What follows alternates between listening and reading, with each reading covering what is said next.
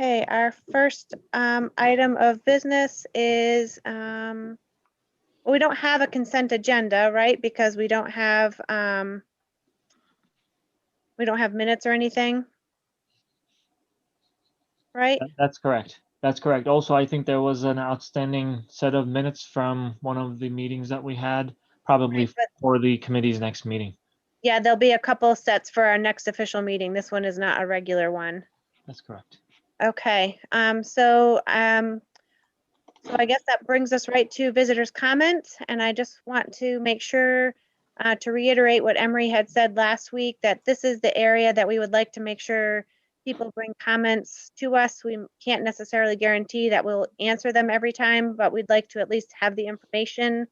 There may not be a back and forth dialogue, but it's good to get the information. So I am seeing some hands. The first one, Megan Slozik. Do I bring her in or do you, Alex? I can make you co-host at some point if you want. Okay, well, you can go ahead and do it for now. That'd be great. Hi, Megan. Hello. Can you hear me? We can, yep. Okay. Well, so my name is Megan Slozik. I have a child in both the high school and one at East Meadow. And I can say I have listened to almost every minute of your school committee meetings since August. I also read the reports from the Board of Health. So I think I'm fairly caught up on kind of what's going on. And I guess I am very concerned about the pace in which the kids are phasing into schools. And I know that's something that you're going to be talking about in the meeting, but I think a lot of us parents jumped for joy last week when Jen Bartos asked the question, how come other towns are red and going back to school and Granby is not?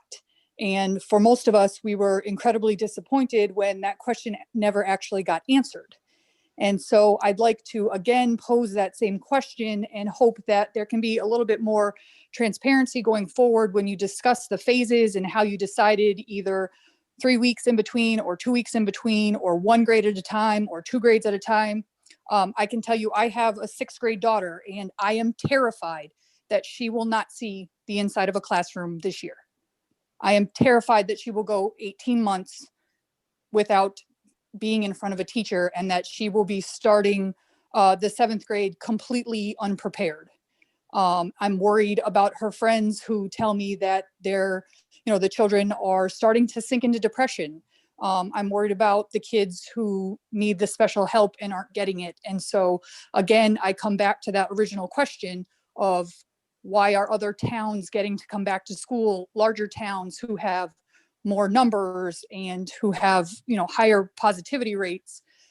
If you could just maybe clarify it for us parents, kind of what's going through your head, because there are a lot of us that would like to see our kids back in school and we're just really confused as to whether we should be hopeful at all that this will happen this school year. Thank you, Megan. Mm-hmm. And we will be addressing phasing tonight, so there'll be some, I'm guessing, some fairly robust discussion about that.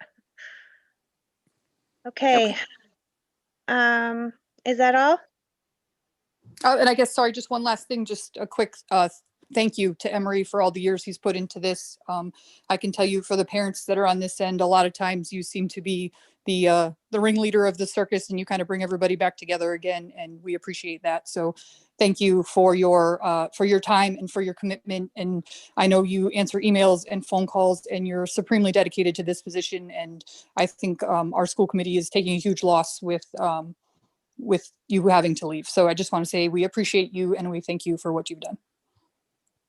Thank you, Megan. I appreciate it. And that reminds me, I was remiss. I had wanted to say something at the beginning, but I'll do it after this visitor's comment, Emery. So you are not to be forgotten as this is your last meeting. Next is Peter White.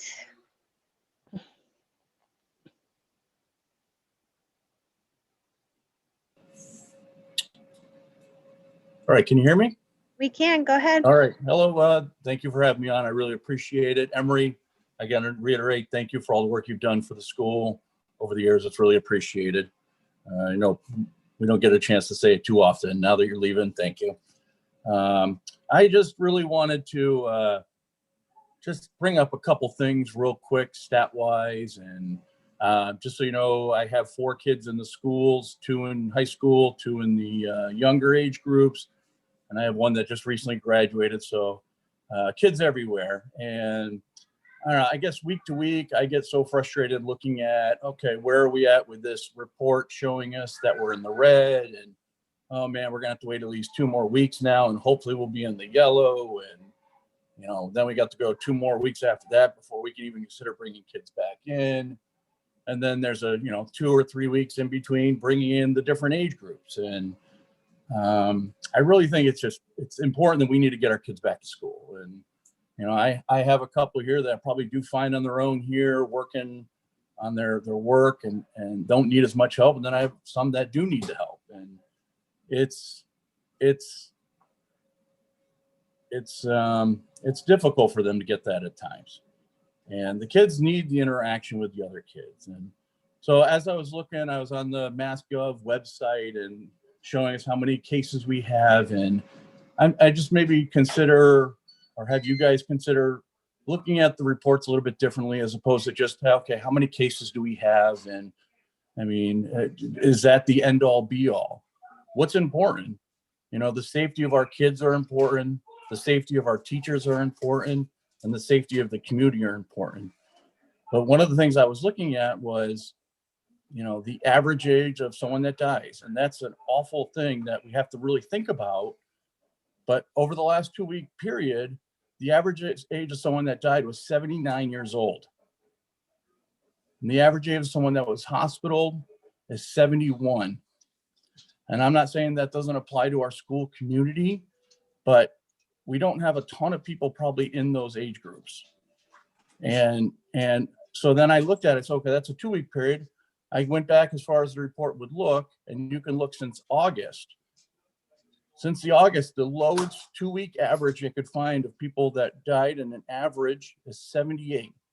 And that's throughout Massachusetts. And then the 2-week average of people that are hospitalized, their average is 54. That's the lowest I could find. In Massachusetts, according to the reports, we have about 3 million people. We've had 4.5 million tests done. 4.5 million. That's 1.5 tests for every person in Massachusetts. So with the test, yeah, we're going to see an increase in the numbers. But is there really that big of a risk for our children? And I know everyone may have different responses to that. Each parent may have different responses to that. And I think if a parent doesn't feel safe to send their kids to school, I think we are a good enough community where we can still work with that. But I think we're taking away the opportunity of all our kids that want to go to school and need to be in school. And I understand not every teacher wants to go to school, or maybe doesn't feel safe to do it. We can find stuff for them to do. We are a great community. We can make this work. That is it. Just a couple numbers. I'm going to look at more, but then one other thing, since March in Hampshire County where we live, and it's an awful number, 228 people died, but that's less than 1 person a day. And, you know, I don't want to just bring up death numbers. The other thing that I thought of also this afternoon was Allie last week mentioned sports. I love sports. Most people probably know me. I have kids playing sports everywhere all the time. She said she has a hard time, you know, considering playing basketball and playing these other sports when our kids aren't even in school. You know what, for me, as a sport dad, I want them to play. I want us to be able to go do whatever. But you know what? I have a hard time saying, you know, let's go ahead and do all these sports and our kids aren't even in class. We need to get our kids in school. I just maybe think of, maybe we can look at a little bit deeper into the numbers, a little bit deeper into the breakdowns of the different numbers, and just something to consider. Appreciate the time. All right, great. I was just going to interrupt you and say your 3 minutes were up. Oh, sorry. Thanks very much, Peter. All right, are there any other comments from visitors? You know, it's only got 3 minutes. Oh, I'll just mute. Can we just mute him, Alex, please?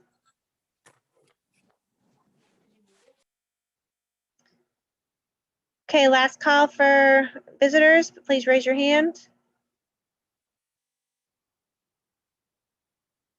Okay. And since I was remiss, Emery, I just wanted to take a moment to thank you for your many years of service to the town of Granby on all the different boards, but in particular for the school committee. I believe this is the end of your third term, or almost the end of your third term.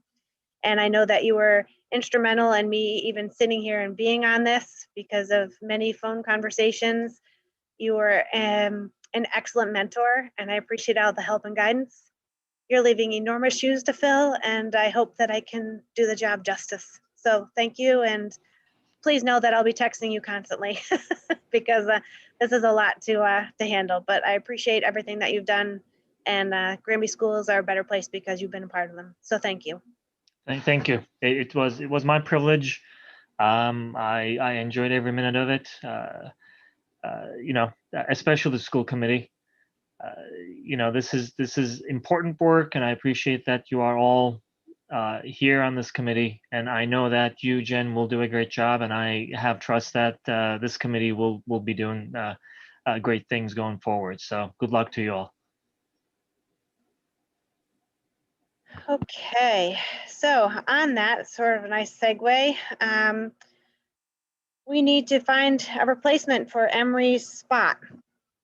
And I've done some reaching out to some different people, and I do have a couple of notes that I'm just going to read here just so that they're on record. The first was received from Kathy Leonard from the town, and she said a replacement person has to be appointed by the select board and school committee as it is an elected position. Anyone interested has to be heard at a joint select board and school committee meeting and then voted on by both committees. Then from MASC, unexpired term fulfillment. When a vacancy on the school committee occurs for any reason, the members of the select board and the remaining members of the school committee share responsibility for filling it. As provided in the law, the school committee will notify the select board that a vacancy has been created within 1 month after it has occurred. After 1 week's notice has been given by the school committee to the select board so that voters of the town may have the opportunity to state their candidacy, the select board and the remaining members of the school committee will meet to fill the vacancy by a roll call vote. For elections to fill a vacancy, a candidate must receive a majority of the votes of the officers entitled to vote. The person so elected will fill the seat on school committee until the next town election, at which time a member will be elected to serve until the next annual meeting or until another is qualified. And that's legal reference, Mass General Law, Section 41, Chapter 11, adopted October 6, 2003, and was revised February 7th, 2005. So essentially, that's a lot of words, but what we need to do is have some people that are interested to fill out the remainder of the term, which would be until May, assuming town elections happen at the correct time. And I know that at this point we have 3 people that are interested. And I don't know, should we name those people now, or what do you all think?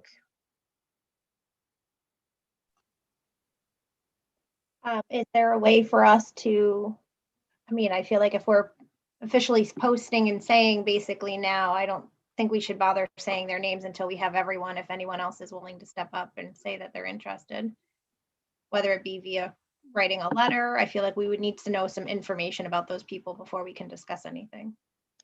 So anybody that's interested, they can send me an email, just so we'll have the names. The 3 people, 2 of the 3 people that we know are interested have already sent me that. My email is posted on the website, but it's jbartos@granbyschoolsma.net. So please do that. I was going to have anyone that was wanted to be a part of this get back to me as soon as possible. I was hoping by close of business tomorrow, Wednesday, January 27th, so that we have time to get on the select board agenda, because we need to get that information. Jen Silva, you said by tomorrow. So I want to try to move this along. Is there any other comments or questions or discussion? Jacqueline, could you put the timer on for about 5 minutes so we can discuss this? If we need more time, we'll add it. Okay. Thank you. You're welcome. Discussion? We're very quiet. This is going to be a fast meeting. I love it. So when would that joint meeting with the select board be? That was gonna be my question. I believe their next meeting is February 1st and our next scheduled meeting is February 2nd. So I'm hoping that we could appear. The reason I want to go quickly is I would like to get on that February 1 meeting so that the new person could be a part of our committee on February 2nd. Personally, I've talked with Carol and others on the committee about this. I feel like there's so much that we have to go through. I don't really want the committee to be not at full strength. So that's why I'm kind of moving it quickly. Audrey, it looks like you had something to say. No? Jen? The same question as Emery. Okay. Jen, sorry, I was trying to collect my thoughts here. I just totally spaced. Anybody who is appointed, even if they were appointed at the meeting on the 1st, they would still have to get in front of Kathy Kelly Regan, I believe, before they can sit. So they'd have to be able to get in there Tuesday before Okay. your meeting. Yeah, they would have to be sworn in.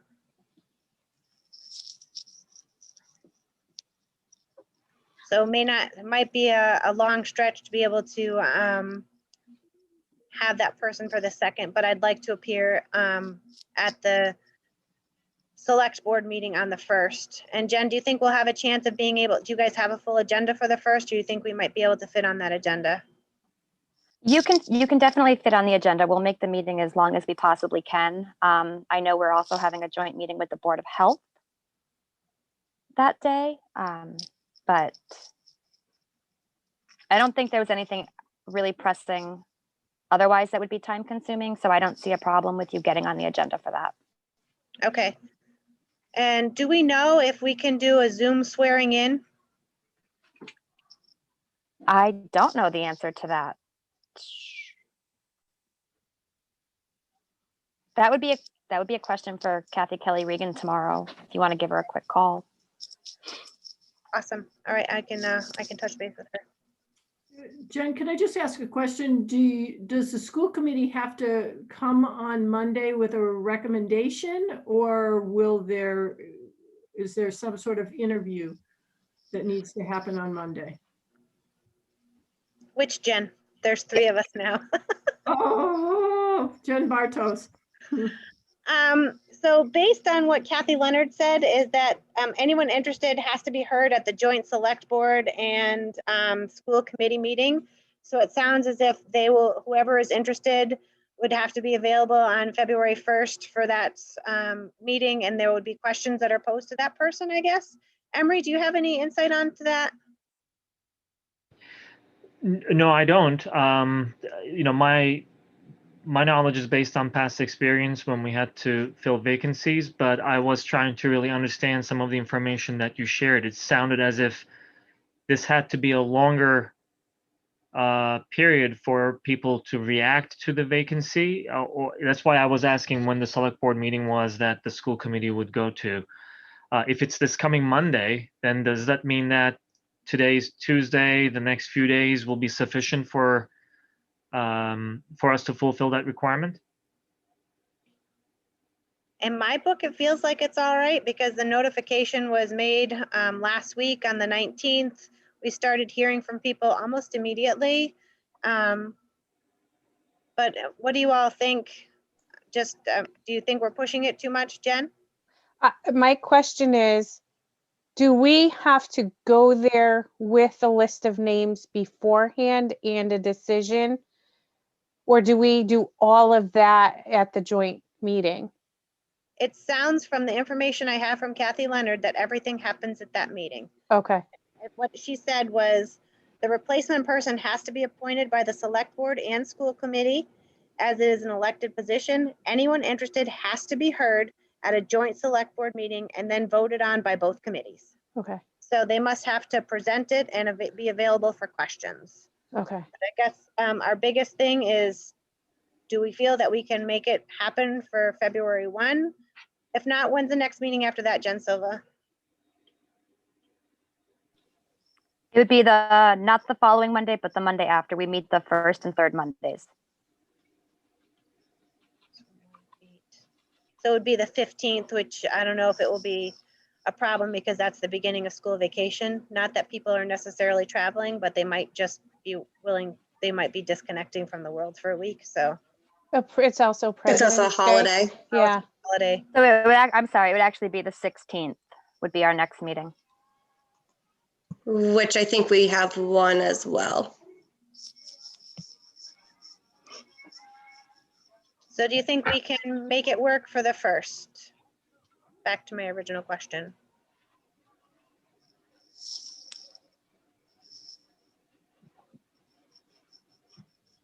I can.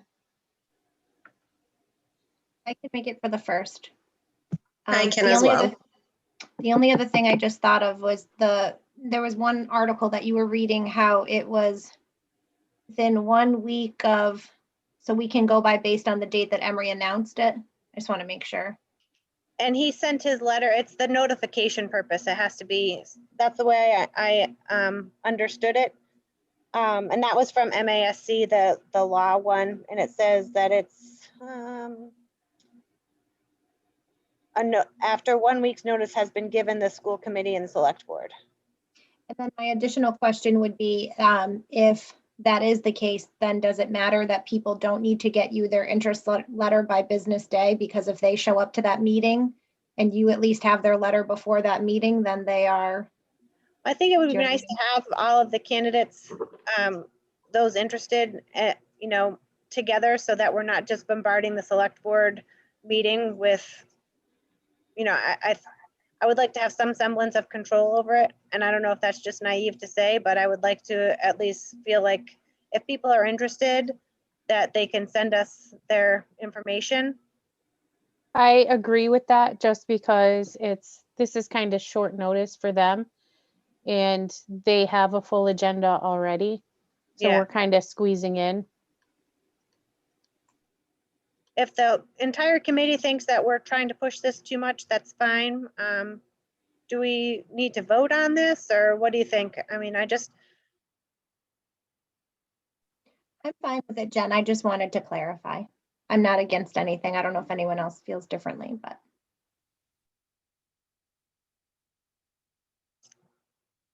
Okay, so with that then, let's, just to clarify, anyone that is interested to please send me your name in an email to my school email, which is jbartos@granbyschoolsma.net. And I guess it doesn't have to be by the end of business tomorrow. Before the end of the week, I will get us, reach out to Kathy and try and get us on the select board meeting. And we will all go to the select board meeting on the 1st. And as long as those that are interested can make it at that time, then I guess we should be good. And if there's any pushback, I guess at the select board meeting or something doesn't go right, then we'll extend it out from there. Is everyone okay with that? Yes, sounds good to me. Yep. Me too. And you can tell I've not done this before because I think I screwed up and I messed up on the agenda.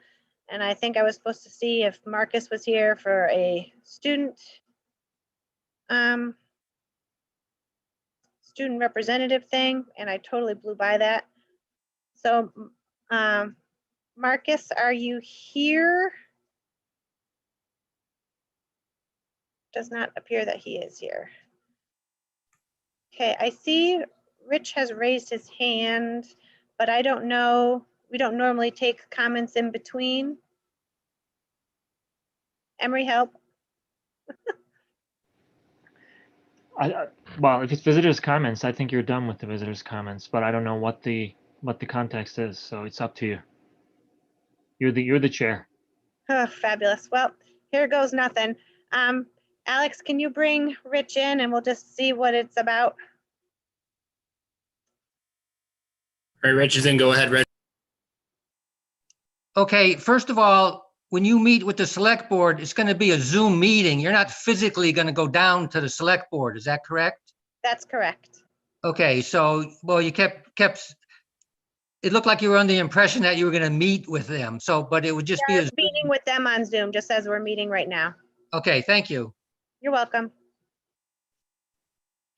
Anything else? Okay. All right. Moving right along to the main event, reopening plan and phases. Jen, before you start, can we let Cheryl in on the panel? Oh, I didn't realize that she wasn't in, absolutely. And probably Nancy as well, I guess, right? I think I saw Nancy on here. Why not Bill and Steven while we're Just bring I'm them sure they're all. going to come into conversation.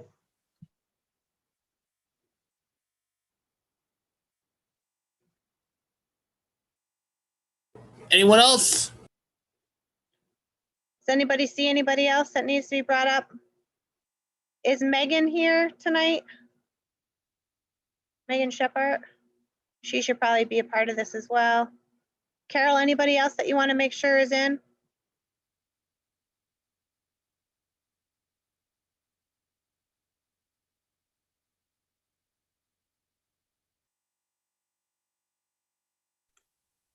Unless Ally has something. Oh, might as well bring her in too. That'd be great. Now we're a full house. So many squares tonight. We're like a giant Brady Bunch.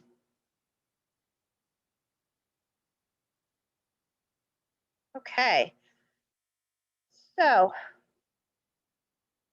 I don't really even know how to begin this. So Carol, you want to walk us through some of this, or anybody? I don't want to hear my own voice anymore. Anybody? Okay, so periodically, the school committee, I come back to you and say, we're at a certain part where, we need to bring the next groups in. So we were on the 15th. The last time we discussed phases, it was December 15th. And you voted to when 7th grade returned, that 8th grade would return.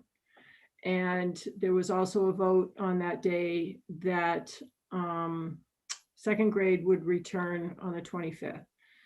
So we are now at a point where we have been remote for a number of weeks. Oh, great, sorry. And so now we have our high needs kids in district programs in. They started on Monday.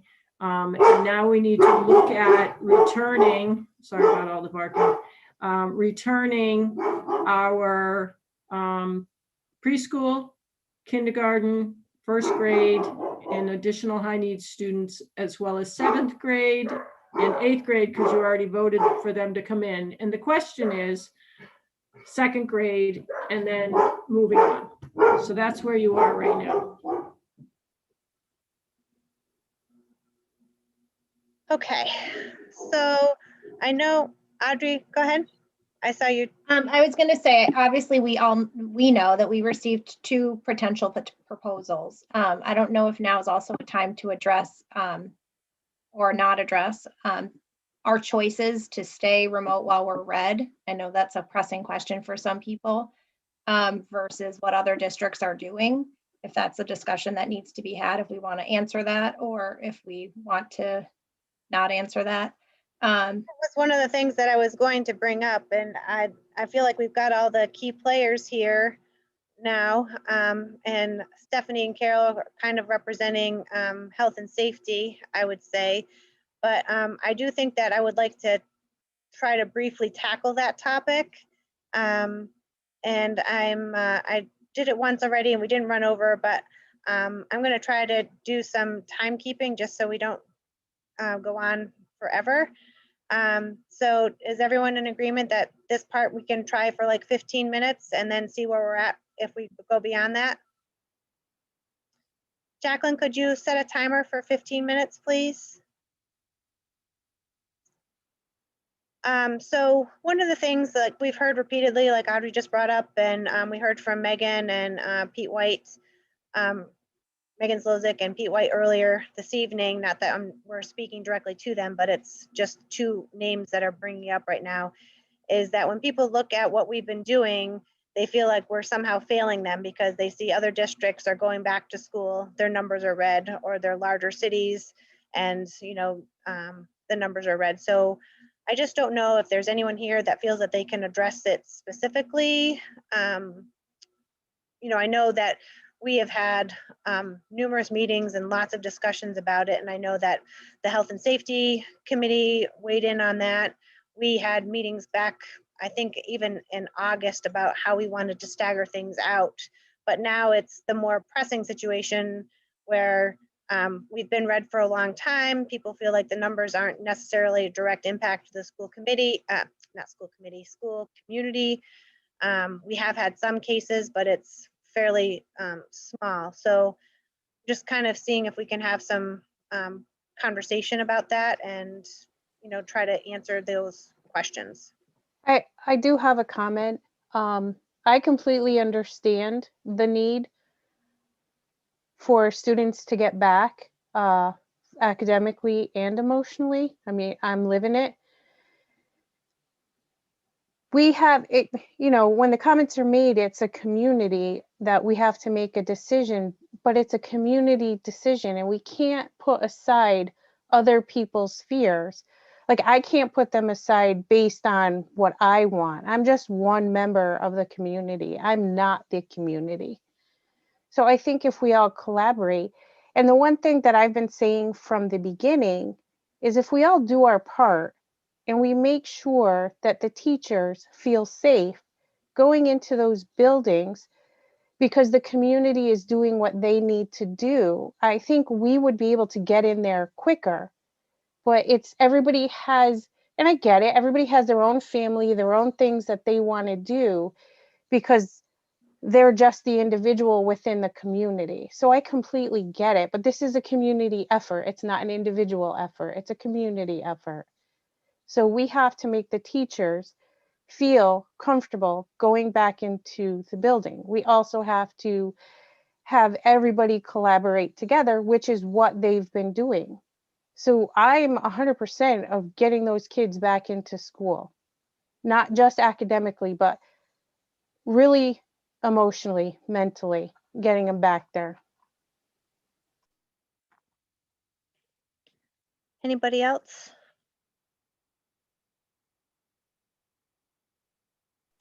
I'll happily jump in after that, Jen, because I think that that's a great point. It's not that we don't feel that the kids need to be back. We definitely do. The community does need to be doing their best effort to keep us out of the red.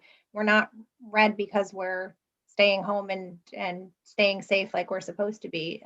Obviously, there is a spread going on, and that makes people nervous. And we know that we're doing a lot of things with the scrubbers and that we're making the school as safe as we can, but we have to keep that transparency. Yes, other districts are going back, but who's to say that they're the ones making the best choice either to go back during these times? So we've been tasked this momentous task to make these decisions about people's health and people's safety. And we hear people talking about deaths and things like that, and that is scary for some people. So those are all things that are weighing on us too. To say that any of these decisions have been easy would be slighting it on both sides. And trust me, we want kids back in buildings just as much as they want to be in, and just as much as teachers want to be in, because remote teaching is not teaching, and any teacher will tell you that. It isn't, but we're trying to make the best that we can and to try to be safest for everyone. And try to keep best interests as everyone. That's my personal soapbox. So.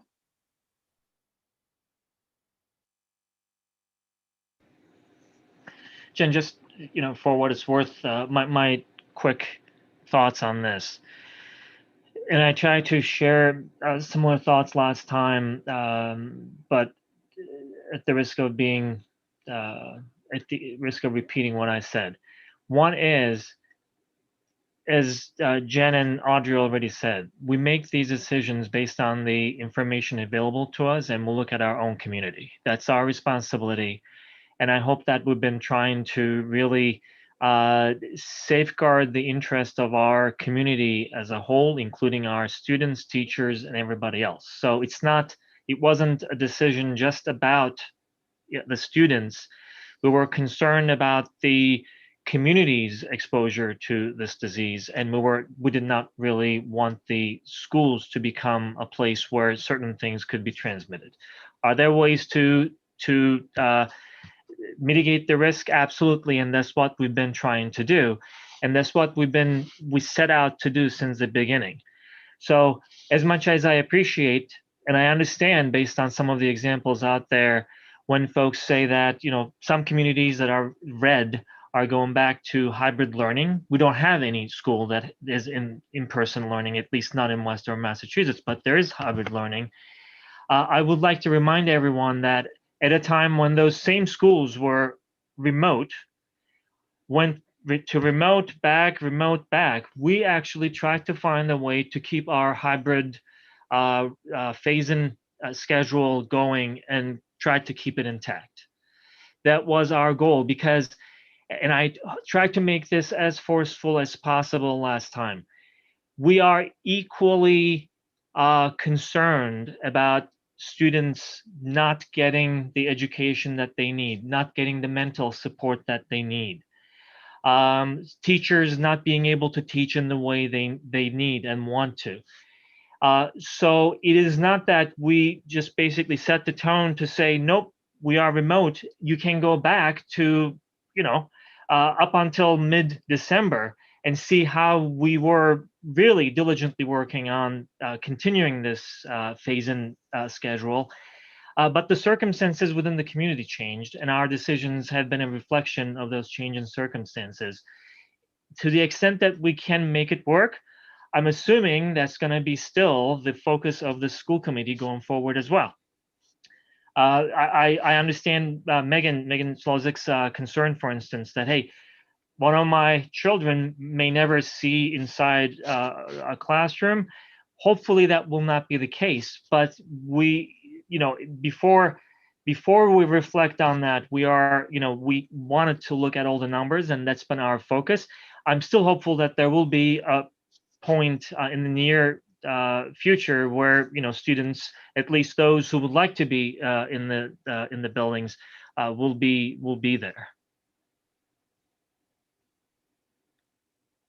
Okay. And one thing that I just feel like I want to make sure is addressed is, Carol, how many days of in-person learning are left? Because that is a concern, that all students may not get in to the building. So I'd like to keep that in mind as we're structuring the phasing to try to get that kid, because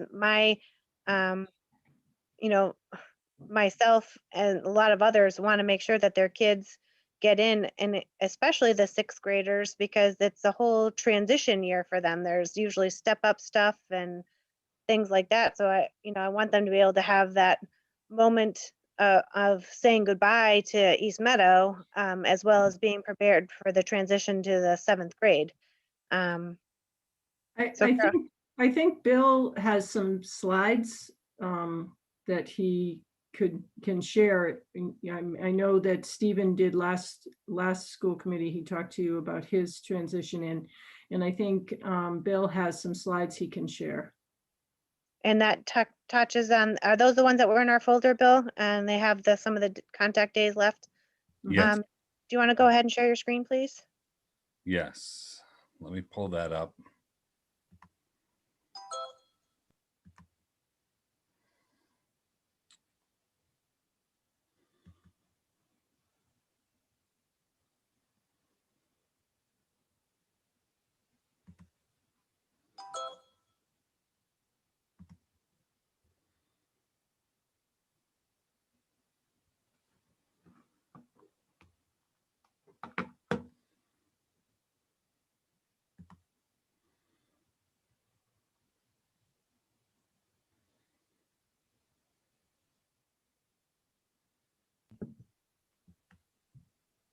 Bill, do you have permission?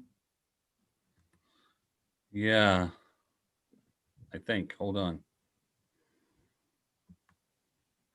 He does. Thanks, Alex.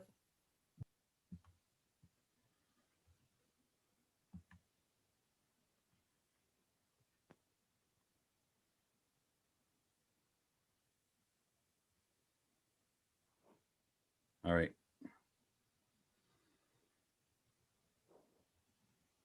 Are you seeing it? We are. All right. So this we put in your packet, just to give you a brief overview of the numbers, and some of you had asked some questions the last time. So what you'll see here is we're going to try to give you as much information as we can. I gave you an updated copy of this separate from this. There was just a couple changes that were made on this after we had shared this with you. So I had Carol share another one with you yesterday.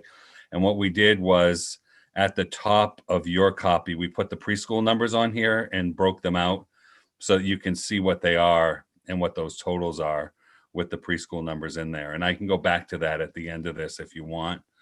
But just as we move forward, here's your question about the contact days. So this just shows you what the contact days are per month. As we move forward, how many days there are in each month that the students would actually be in school. So if we start in March, there's the 10 days, then there's the 6 days, 8 days. And then when we get into June, we go down to 4 days. This chart shows you if we were to start, our hope was that we would have started last week. But if we start, wherever we start here, like on the week of March 1st, it says fourth grade. If they were to start there, they'd have 28 in-person contact days at that point. If we start a group on March 8th, we're down to 26 in-person contact days. If we start on March 15th, we're down to 24.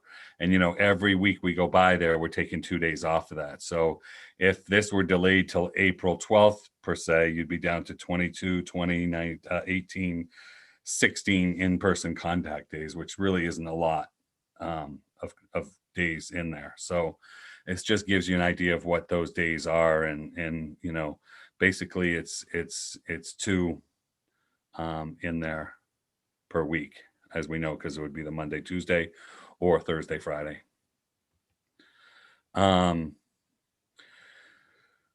Our proposal, I don't know if you want me to get into this yet, Jen, of what the proposal was, or if you want to wait on this, because it does give some of the totals. And Carol has a presentation that we transferred all this over to. So I don't know if we want to just combine that with what Carol has on her calendar, because she'd put together a great calendar that has all the same information on there.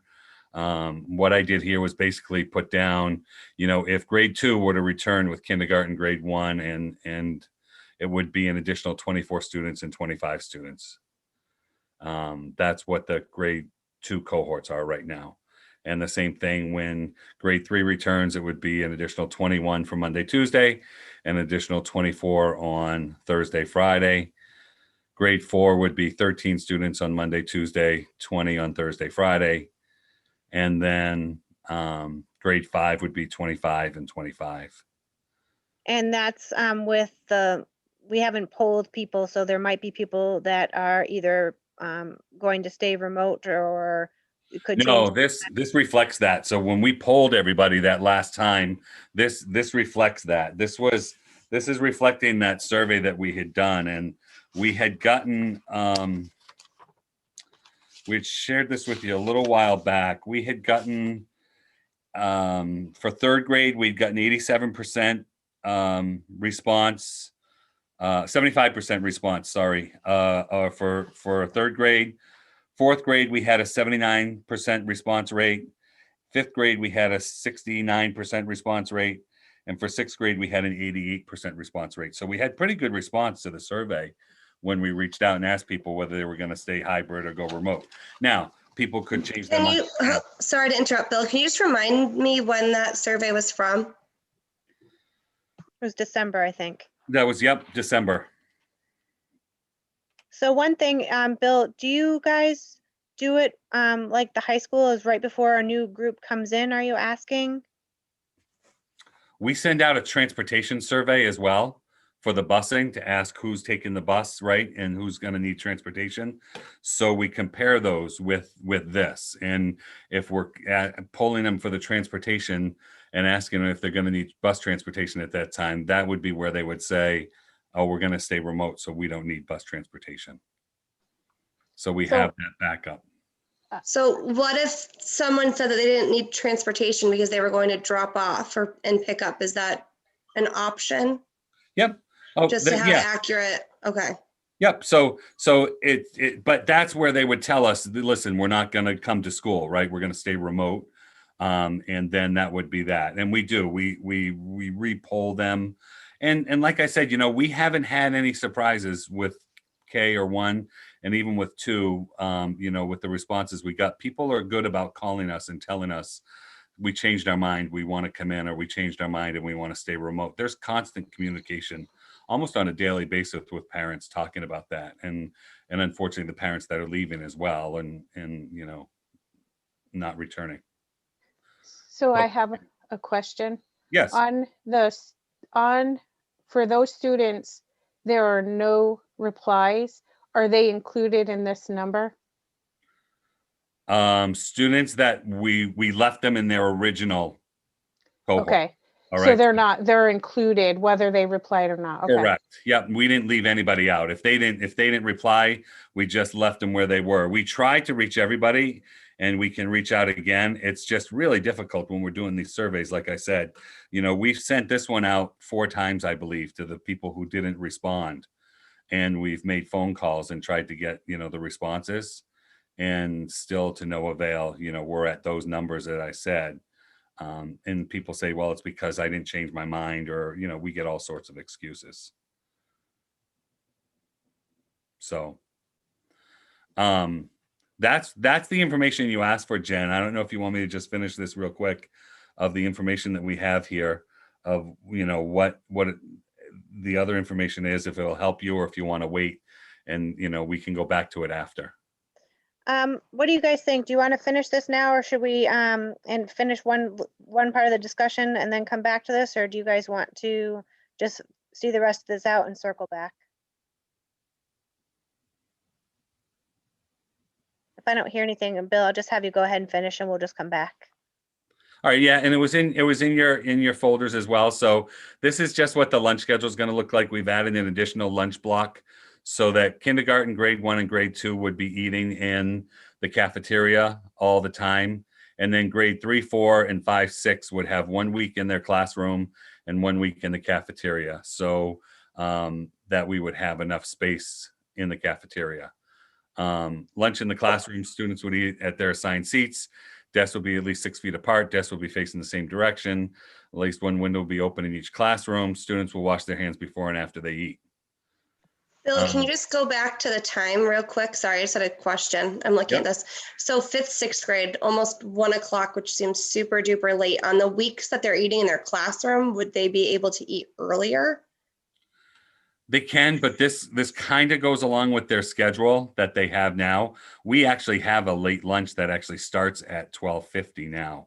We backed off the time. We started 15 minutes early with kindergarten. So this really isn't much difference of a time than there was. What we possibly might do is they might go to recess before lunch when they're doing that, so that we can stagger those. One group might go to recess first, and then the other group would eat after. Okay, and I think that you read through it real quick, but what's the active time that they're actually eating? Because I'm assuming that there's cleaning in between the grades going to lunch. Yep.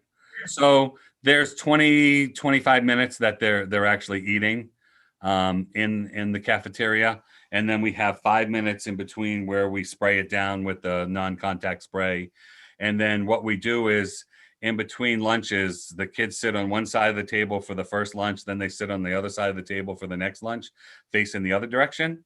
And then they sit, so we alternate sides of the table and where the kids are sitting. So the 2 lunches right behind each other, none of the students would be sitting in the same seats. Okay, thank you. I do have a question too. With kindergarten eating lunch at 10:55, they used to have a morning snack as well. So it's like they're gonna have it's like their snack as a lunch appetizer, kind of. Well, they have their snack kind of early because don't forget, for them, this is a long day, you know, and then they have an afternoon snack as well. So, you know, that could be shifted for them as far as their snack times go and how they eat their snacks. But again, it's not too much earlier for them, you know, than it was because we had kindergarten and preschool eat together when preschool was full day and they were eating lunch, but now it's just kindergarten eating. And the other grades still have morning snack? Everybody has snack in the classroom if they want to. When you get up to like third, fourth, fifth, sixth, it's kind of a working snack as they go sort of thing. And that'll probably change when they come in if students are having snack, because, you know, they'll have to be more of a set schedule with masks off and windows open and things like that as they do it. Right. Any other questions on this? Okay, you can, we had you back up a couple times. That's okay. So like we talked about lunch in the classroom, what it'll look like, real structured. The lunch schedule with, you know, grade 3 will be in the cafeteria one week, grade 4 will be in the classroom, grade 4 will then have cafeteria the next week, grade 3 will be in the classroom, just alternating week by week so that there's, you know, no cross contamination there or anything with the cohorts being in the cafeteria. Just another picture of the cafeteria. I had shown this to you a couple months back, probably, with the way it's set up with all the chairs facing the same direction. You can see that there's a good 6 or 8 feet between each student when the chairs are set up this way. And then with the long cafeteria tables, we have one on each end of those tables, with all the seats on them. And then we have tables on the stage if we need them. As of right now, we don't even need to use the tables on the stage because we have enough seats on the floor.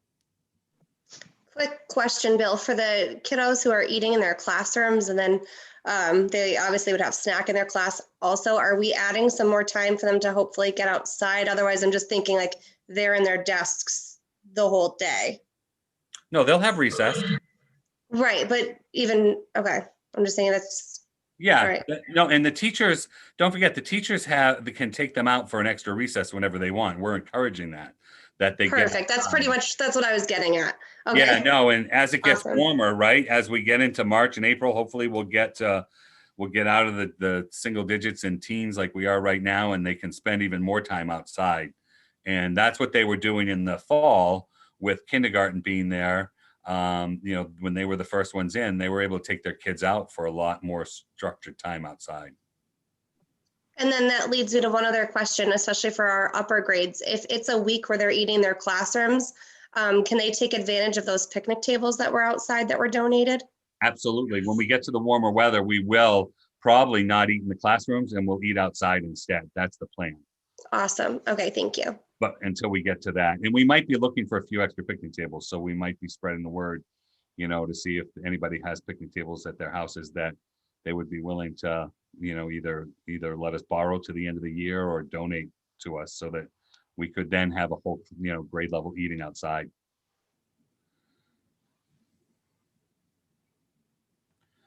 Again, the lines on the floor and the directional arrows just showing which way to go.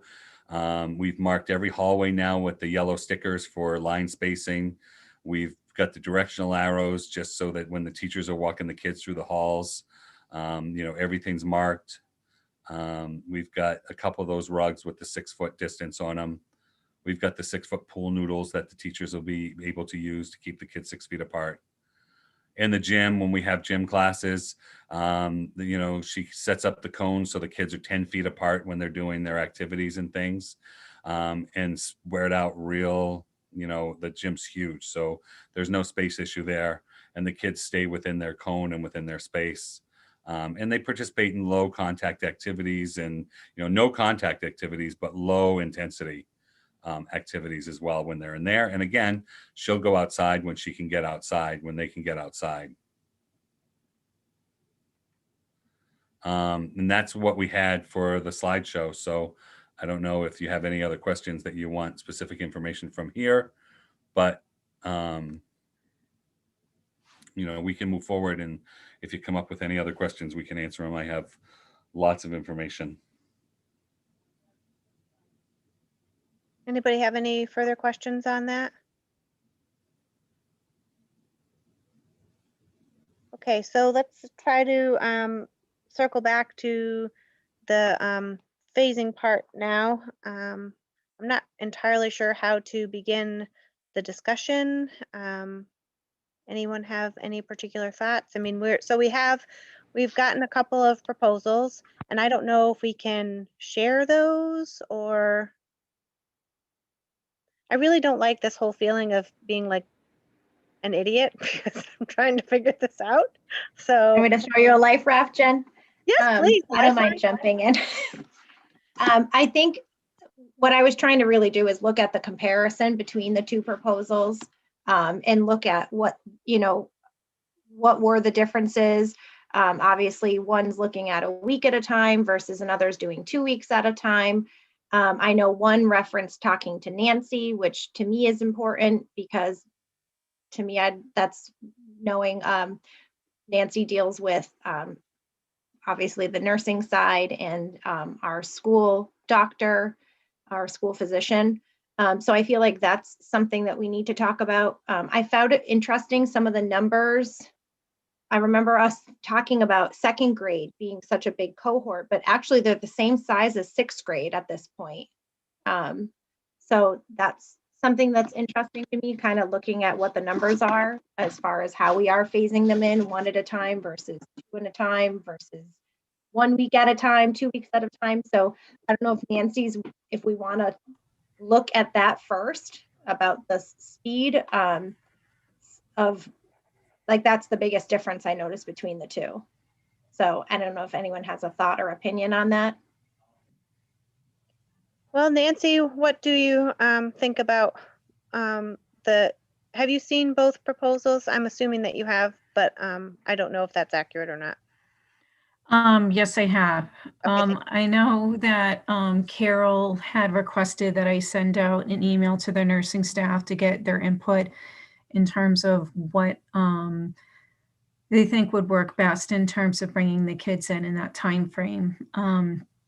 They had discussed the 2-week interval, and Megan and I had spoken with one of the nurses this afternoon that their thought process on that is, if you get a group of kids in, you have a week to kind of see what's going on, because obviously, as you guys have discussed earlier, it's hard to be able to control what's going on outside the school setting, even though we do our best to kind of help mitigate and do preventative measures in the school setting. Out in the community, people are doing different things. So the nurse we spoke to today talked about how, the first week you kind of get to see what's going on, seeing if people are starting to show symptoms, encouraging folks to get tested, following our protocols if they're symptomatic, and following up with their primary care.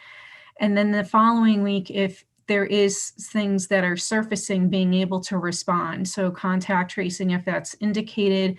We are currently following up with students who are not only in person, but working remotely if they're not able to attend online and it's impacting their ability to learn. So being able to kind of follow up and do that important work. So that was more of their framework of thinking of the 2-week span. And they understood that, if we had to bring in 2 grades at a time to get that process moving quicker, they said that they would do what they could to manage it. With that said, we also understand the urgency to get the kids back in, but we need everyone's part in making sure that they are following those preventative measures, wearing the masks, washing their hands, social distancing, really doing those things, because that will also help limit in-school transmission. And that's really the thing that we need to be able to manage, because no matter how quick the kids come in, if we can't control that, it's not going to be a good situation. So students and staff, really, we need their help in doing their part when they come in, so that we're not, we're preventing that from happening. The school physician has discussed that at our health and safety committee. Obviously, the community spread is an important thing, but the in-school transmission is really something that we have to work hard in preventing and reducing it if it ends up occurring. Nancy, can I ask us a slightly pointed question? And it's Mhm. not meant to be abrasive or anything, but when we had a bunch of people in the building before we went red and, we had our max number of people in, we didn't have school transmission. Is that correct? That is correct. All of the positive cases and exposures at that point, and even now, all of the positive cases have occurred from being community acquired, meaning they were not acquired being in the building.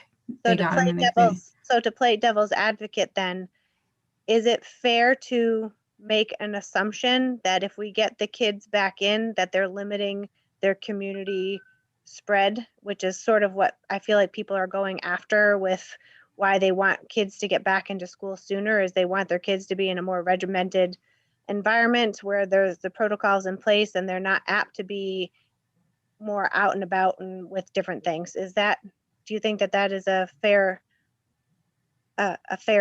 thing to say? I think it's kind of a 50-50, to be honest with you. We can do everything in our power to make sure we're creating a safe environment and encouraging those preventative measures. But if, people aren't doing it out in the community, you can't have one without the other. So we can help limit it as much as we can in the school setting, but again, in the community, if people aren't doing what they need to be doing. So we're talking about the community at large though, right? Yep, but we're contact tracing folks, like I said, remotely and in person, and we're continuing to see exposure. So it's still occurring. Right. So I know I'm just starting to get the Board of Health numbers and people are seeing them. I think we're starting to see them more regularly as a school committee. I think, I'm not sure. I'm starting to get a bunch more emails now. But one of the things that I've been wondering is the community spread.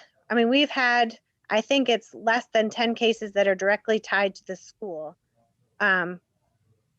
And so the community spread is outside of the school community. And I feel like that's sort of where people are coming from. And so do we have any data on that? So we've had 13 positives in the district so far. We have had, Since the beginning of the school year? Correct. Okay. They're about, almost tied. One school has 7, one has 6. That's a mixture of students and staff. We had our first set of pediatric cases within the last 2 weeks. Prior to that, they had all been adults. And all of them had been exposure to the community, either within their own family or from either folks they knew, different situations. So by adults, do you mean age 18 and over, or by adults, do you mean faculty and staff? Their faculty and staff. Okay. What I do find just so crazy though is that we saw more cases in students since we've been remote. Right, Nancy? Yeah, the last, the 4 student cases that we have had, obviously have been in the last 2 weeks, and they were when we were remote and students weren't in the building. So in theory, if we had been in the building, we most likely would be out of the building regardless. Possibly, depending. Right. Again, it's going to be situationally based, depending on how, if people are following those preventative measures, they're social distancing, they're doing all of those things, it would maybe only impact a small group in our ability to clean and kind of contain everything. It's all going to be dependent on how we can manage the kids coming back in.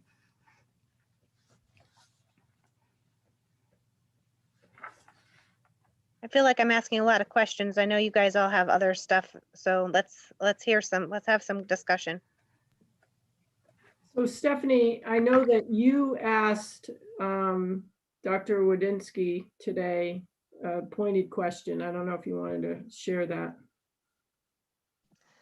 I asked poor Dr. Wodzinski today in the health and safety a lot of questions, but I mean, I really just wanted to get his medical, opinion on where he thinks as far as the phasing, which of course he diplomatically answered because he couldn't, really go one way or the other, but really did keep reiterating that it's more our protocols, our, measures to keeping safety, whether or not we go that 1 week in between or 2 weeks in between, that it's more how we do it, not necessarily the time. I don't know if that's Carol and Megan, if you kind of feel like that was the gist. I know I'm butchering it really badly, but.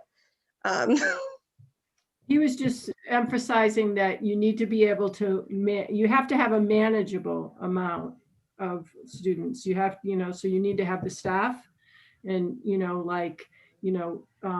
Stephanie wanted to know if it was better to have 2 weeks in between and have 50 kids, new kids brought in, or would it be better to have 25 at a time? And it, basically for him, he was saying it needs to be manageable. You need to have the staff, you need to have, the PPE and all of that so that you're managing it. And, versus, he didn't go either way saying one was better or not. And I did speak with him after our meeting and kind of had a further discussion with him. And he did reiterate the preventative measures, which, I definitely agree with him on, and the importance of making sure that as the cohorts come in, especially for those students where it's their first time coming back in almost a year, and the staff, that education around those preventative measures and our procedures and just how we do everything is really reinforced for a bit, just to make sure that they are doing what they need to do and are comfortable with it, because everything, let's face it, is looking very different than it is in a normal school year, but really making sure that we're reinforcing that so that we're not having any lapse in the things that we're doing to keep everybody safe. Nancy, this is Henry, who does that? Who helps with that acclimation when the students come in? Is it primarily their teachers, or is it a larger group of individuals who are helping them? I know the teachers have been working. We did a training in the beginning of the school year, and Bill and Scott and Allie and Steve have been working with them and making sure that things are running well. I know, Steve, you have some type of program that you've been working with them on and kind of providing that education too. So I think it's some type of orientation. So making sure that as the kids are coming in, the staff are working with them in helping guide that.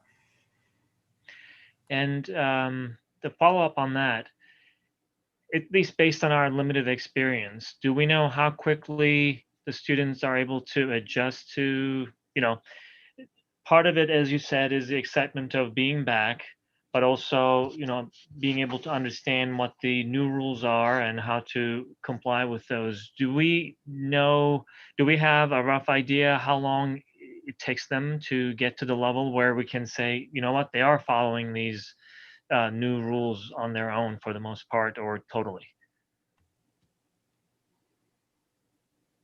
I can, it's a really small sample size, and even like the 7th grade, which is our largest group who's been in, has only been in for a limited number of days, but I think they took to it pretty quickly. We do an orientation the first morning they're in, and then their teachers are reiterating some of the safety protocols, but it's, outside of transitioning from classes, which is, maybe the more challenging of it, they don't have a lot of choice in it because of the way that the desks are set up, the way that the seats are set up, the way that we're checking their masks when they walk in the door.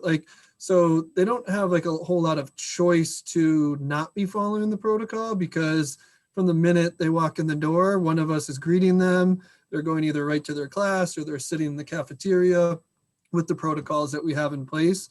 I will say we have a little bit longer of a lunch period, so we've taken advantage of that and taken them outside for walks and things like that. So those are places they're outside, and there have had to be some reminders like, hey, just keep your distance. But when we're saying that, they're probably 4 feet apart, and then they're 15 feet apart, so they kind of exaggerate it, but it happened pretty quickly with the high needs students and all the students who have been in so far.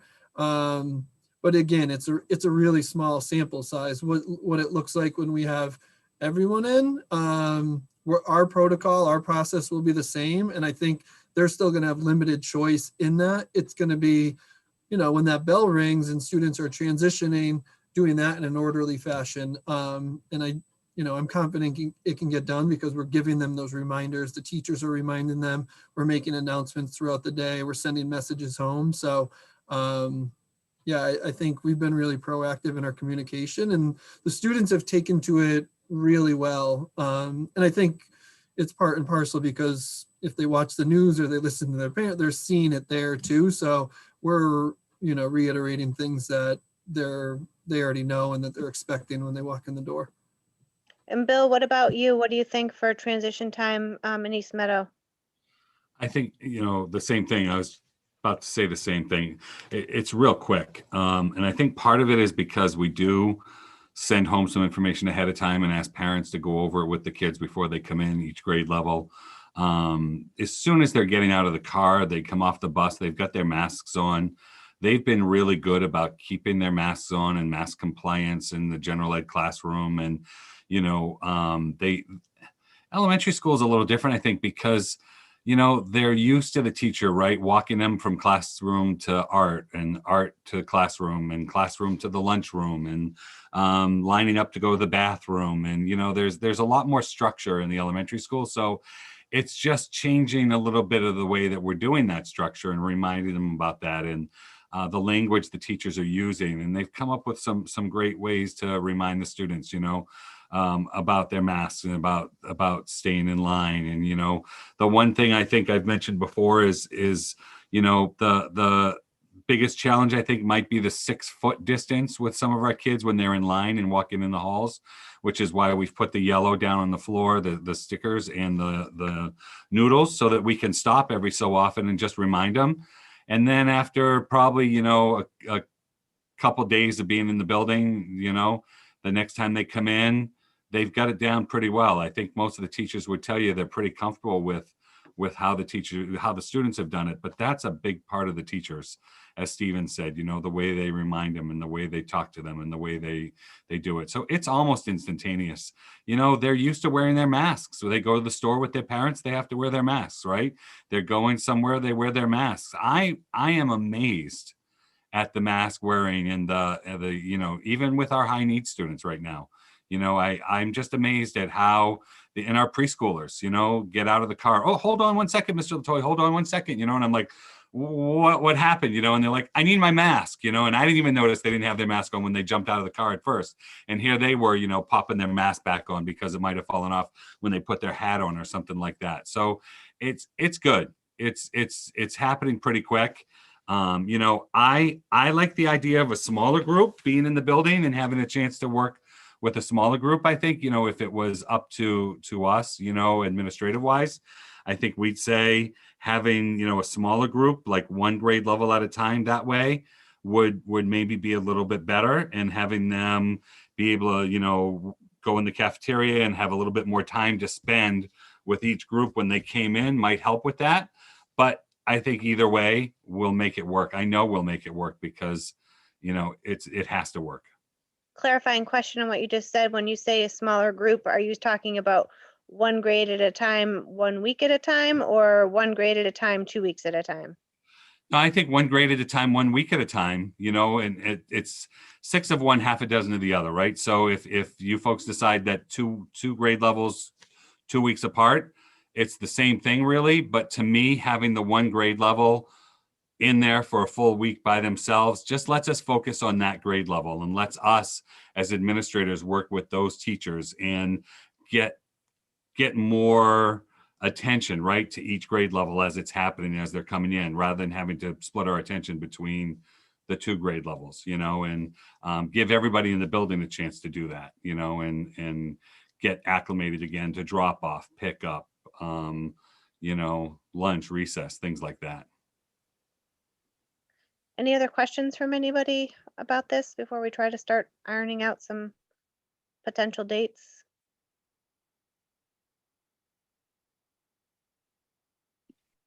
So Jen, I'd just like to say I had something prepared, but we've, I think we're pretty much in agreement about kids needing to come back.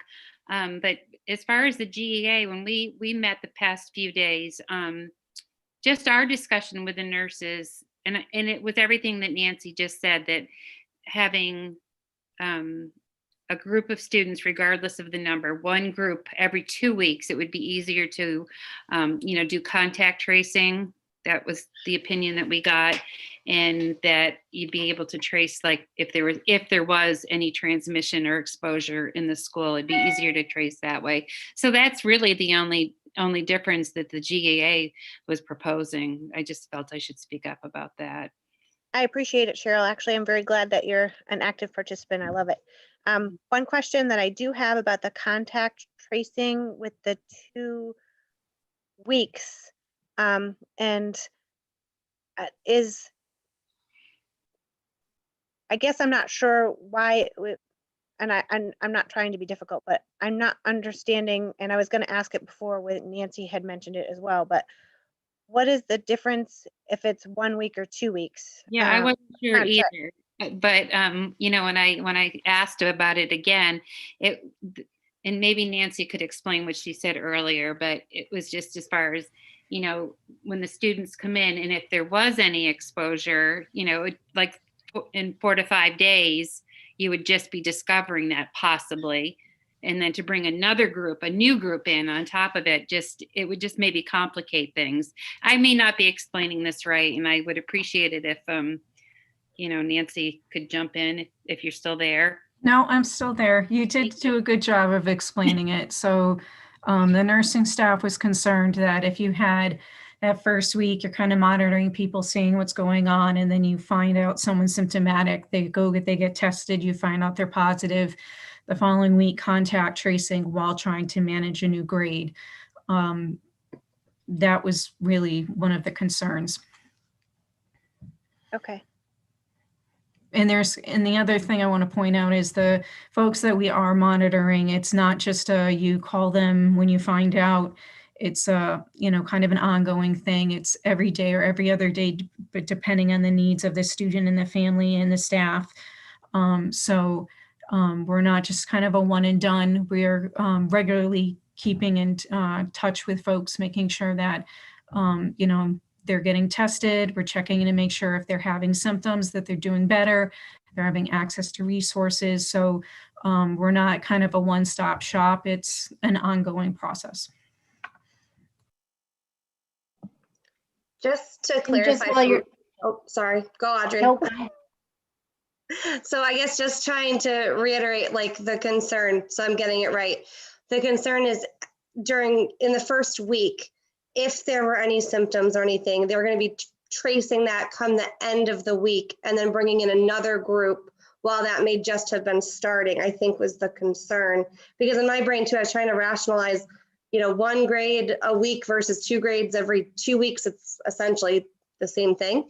But I think that was the concern, right? It was just that, by the time, just in case if something had been brewing, it's going to be the end of that week, and then we're going to be bringing more kids into it. And in my brain, I'm just trying to think of whatever's going to keep the kids in the building, because that's what we want to do. And that's a big part of just rationalizing which one kind of makes more sense to me. I just want to make sure I had that right. So I have a question. If there's someone in a classroom that gets it, now all the classrooms are technically, not all the grades are in the school at the same time, and not all the students of 1 grade are in the school at the same time. If there is a case, I'm just trying to understand how it affects other grades, because it's 1 grade and the other grades technically maybe in the building, but they shouldn't be mingling.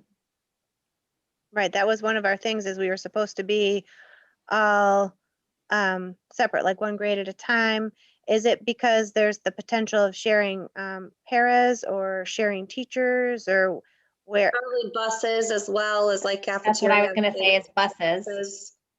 Unless they didn't come on a bus. I think the only place that would happen would be a bus, because in the building, they're going to be with their class the whole day. And the only time they're going to be with other students in their grade is going to be at lunch. And that's just the outside of students school. that are in their grade, right? That's the only time. Other than that, they are going to be just with the students in their classroom. Those small groups are going to stay small groups, and they're going to stay contained in those small groups, and they're going to be traveling the 8, 10, or max 12 kids from place to place within that building. And whether or not they're so, one of my confusions here is, like, let's say we have third come in one week and then fourth come in the next week, or if we have third and fourth come in together. If we have third and fourth come in together, there's more room there if there was something on a bus or something like that, because now you have that extra grade level, right, with them. Whereas when they're apart, when third comes in separate for the whole week and then fourth comes in separate, you only having A on Monday, Tuesday, and B on Thursday, Friday. So we've got that time in between the cohorts, and we've got, small enough groups there. And I think the one thing we found with contact tracing, and Nancy, you can speak to this as well, and Megan and Carol, and Stephen, when we've had to do contact tracing, the smaller the numbers to contact trace, the easier it's been and the quicker we've been able to do it. Right. So, Yes. that's been a big help, anytime that any question has come up. But by the time the second group phases in, they're phasing in, the first group is already on that bus too. So it really is all the same all over again. Right. Whether or not they're together on the first day, the 3 and 4, or when 4 comes in on the next week, then they're together. It's the same thing as if they were together to start or not. So another question, for the busing, aren't there a limited number of students allowed on those buses? Yep. And they're basically kept within the same family if they're all going to the same school.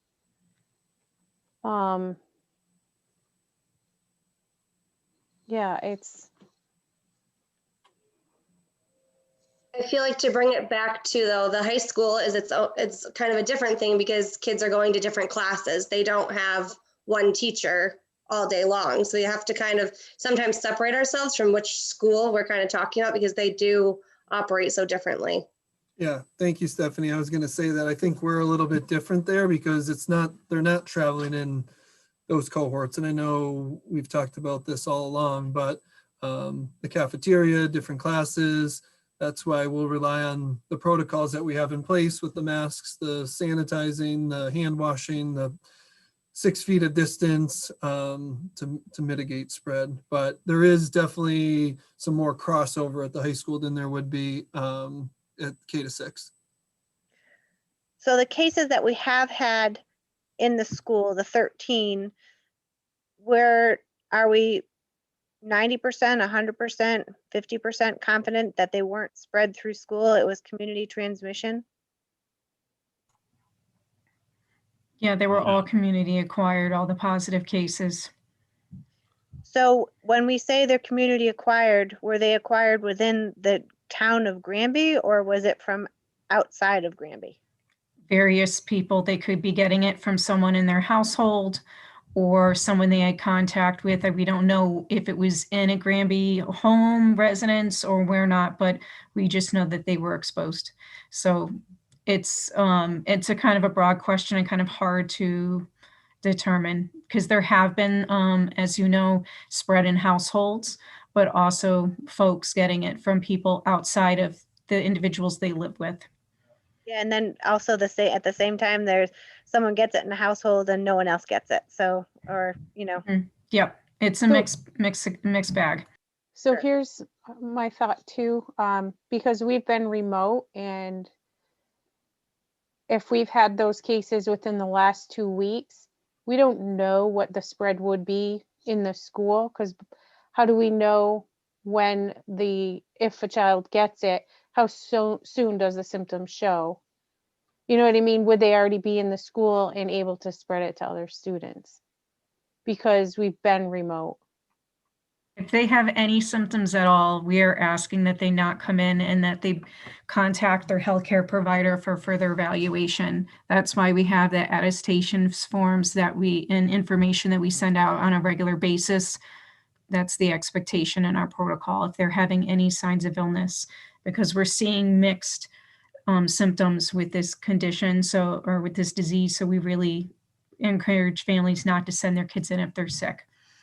Have any of our cases that have been positive within the direct school community been asymptomatic? Some of them have been, yes, in the more recent cases, but some of them have had symptoms, and they've been a wide range. And the time frame and when they show symptoms has been a wide range as well. So just a thought that's kind of circling in my mind, because this has kind of been a guiding force for me, and the reason we brought Nancy in is, what are the nurses thinking? And the nurses are thinking, as what I'm hearing, so I'm just going to bring this up, is that they would feel more comfortable with the 2 weeks. Yes, Nancy? That is what the team has discussed, yes. And Cheryl, on that, that's what the GEA is aligning with the nurses on, that with the 2 weeks. Is that correct? That's correct. All right, I'm going to say let's have 3 more minutes of discussion on this, and then we'll start moving on to the next part of this, where we're going to try to outline some dates. Any other last thoughts? Anybody?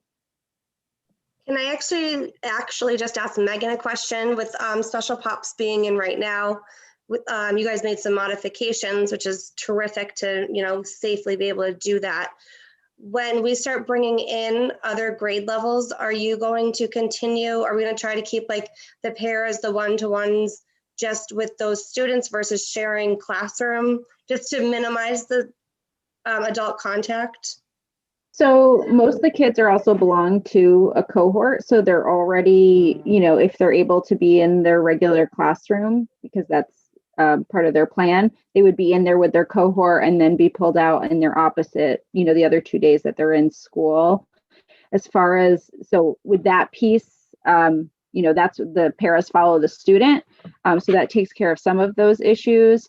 There are some other things that we need to fine tune now that we've, had some more students come into the building. And certainly we've always today accommodated paras that have requested to have just one student with them the whole day. The issue is they're entitled to a break and a lunch. And so you can't just leave the student by themselves because that wouldn't be following their IEP. So we obviously have to have another person available to them. So those are some of the challenges that we face, but we try and make it so it's the most, it reduces it, the risk as much as possible. To clarify also, and I think I was meaning more towards the classroom paras, are we going to stay like with one classroom para for the duration of the day to minimize, like, let's just say if they switched in the morning and in the afternoon, that's 2 other adults plus the teacher, plus if there's one-to-ones. I'm just trying to think of like, are we trying to minimize the amount of adults in every given classroom? Does that make sense? I'm really asking, are the classroom paras, are we going to try to keep one teacher with one para for the whole day? One teacher. And they do, pretty much so. So what Megan was just saying was, if there's a para assigned to kindergarten, they would be with that kindergarten class, except if there's a kindergartner that has a one-to-one in that same classroom, we might have them switch. So they're in the same classroom all day anyway, right? So they're all in the same cohort. So they might switch places. So the one that was the classroom para would be the one-to-one, and the one that was the one-to-one would be the classroom para for the afternoon. But they're all they're assigned to the same room. So we're not mixing rooms. We're not mixing anything like that. No, they're not going to be mixing between classrooms or things like that. Except, there are some instances where there might be a para that's assigned to 2 different classrooms because there's kids that need support, right? So there's kids that need support for reading in the morning, and then math in, let's say it's in Mrs. LaPointe's class in the morning and then Mrs. Johnson's class in the afternoon. So that para might go between those 2 classrooms. But again, social distance, mask wearing, and they're not one-to-one. So they're not anywhere close. They're not getting direct contact. and they're minimizing that distance. But that would then be considered for contact tracing every time if, if that para, then it's, two classrooms, right? Just to Right, clarify. but when it's not because it's more because we don't have enough paras to put one in every classroom. So there might be one para that supports first grade. Gotcha. And they go between those two classrooms, to help all those kids out. And we couldn't put them all in the same classroom because of the numbers.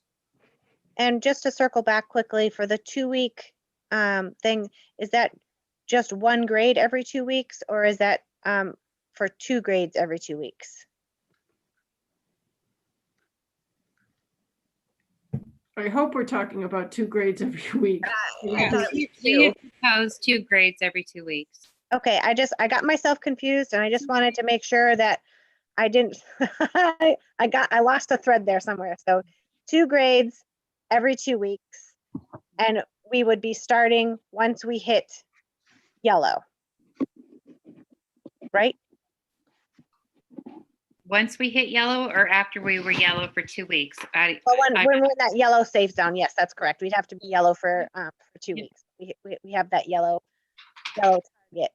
So then, do we need to then go through? Bill, did you say Carol had a calendar, or was it the nice calendar that you had, Carol? No, Or Carol Bill, has a great calendar.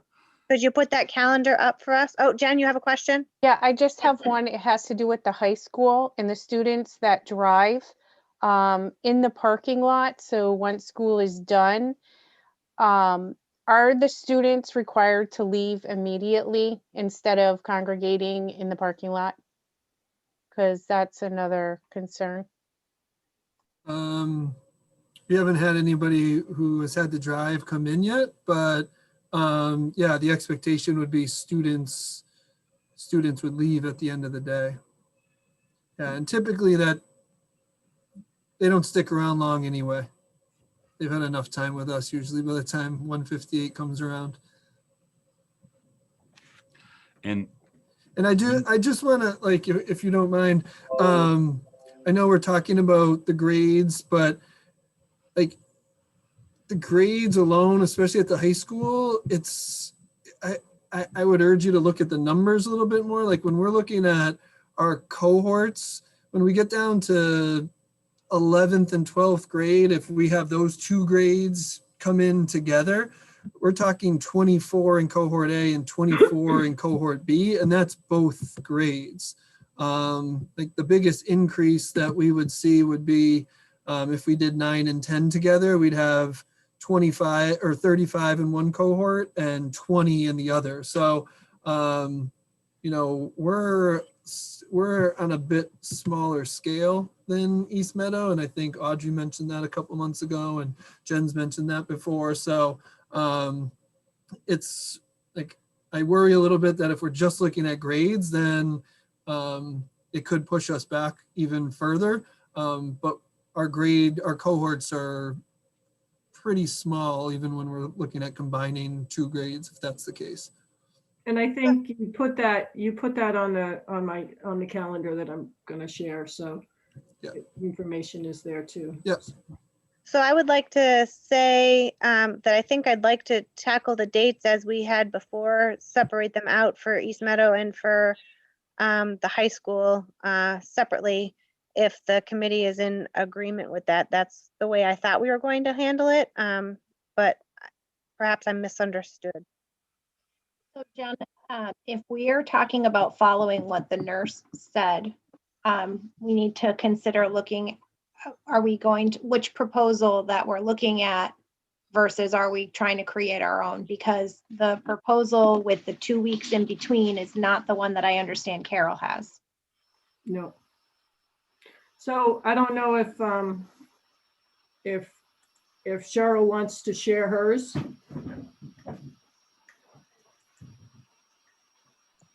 And just also to be transparent, and we can definitely do these dates, but we have to know too, like we're still waiting to be yellow before any of this can even happen. Correct. Right. Just so that everyone who's watching is aware of that. Like, I just don't want people, once again, like you hear a date and you get super excited about it, And that's happened, I think, a lot, and that's really tough too. So just to keep that in mind. So I don't know if I should be sharing mine if we're not going to be doing a week by week and we're going to be doing a 2-week. I mean, my thing was I proposed a week by week, smaller numbers, smaller groups. And the reason I did that was because I wanted to see how quickly we could get the kids in. And by doing it this way, where we include second grade, because I'm sure within the next 3 weeks, we're going to have yellow. So this is vacation week. We're going to be coming back the 22nd, and it was to return the high needs kids, pre-KK and 1 and 2. Cohort 2 for grade 2 is 24 for Monday, Tuesday, and then for Thursday, Friday, it's 25. And then I was looking at every week after that so that we got our sixth graders in by the 26th of March. I think if you're going to be talking about 2-week intervals, I'm not sure how that's going to look. And so I don't know, if we should be looking at someone else's. Well, Carol, if we look at this and just look at it, so right there where you're on March, right? Instead of saying that grade 3 comes back on the week of the 1st, if 3-4 comes back on the week of the 8th, it would be the same numbers that week. So it'd be 21 and 24 in grade 3, 13 and 20 in grade 4, and the totals would be those totals over on the right were 124 and 121. That would be what it would be if grade 3-4 comes in on the 8th. And so then it would be grades and 5, 5, 6 on the 22nd. But that's if there's an agreement, and I don't know about second grade coming in with pre-K 1 and 2. Jen, do you have the GEA calendar just so that we can see that one as well? I just want Cheryl's okay to be able to show it. Oh, of course, but we didn't put it in a calendar form like that. We just, broke down the dates. Of course you can share it. Yep. All right, I'm going to stop sharing mine. Let me see if I can find it. And this will be a first for me as I try to share for the first time ever. You can all laugh at me because it's kind of funny.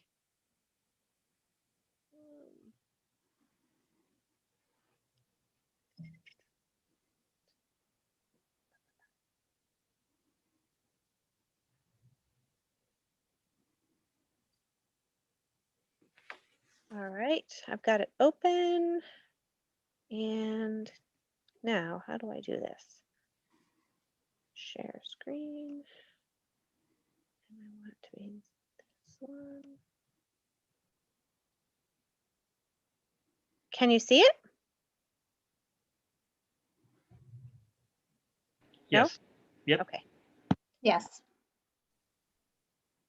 I'll bring it up a little bit.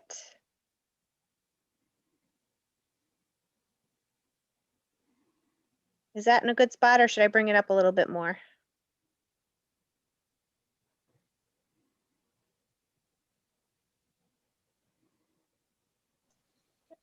I think that's good. We see them all. Okay. So to clarify, that's still the week after vacation, right? 2/23. Yes. well, so the 20 are we saying the 23rd or the 22nd? The 23rd is a Tuesday. So No, it would be the 22nd. I'm not sure. Yeah, that's a typo, as is the 4/8. That All would be- right, so yeah, so it would be that Monday. All right, Yeah. no, just Not making Monday. sure. Yeah. now, So this also has us starting 5th and 6th grade in April.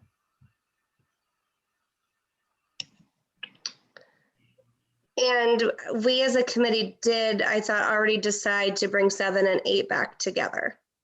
Yes? we had voted on that, yes. Okay, so because I just want to make sure that would be reflective on the 22nd.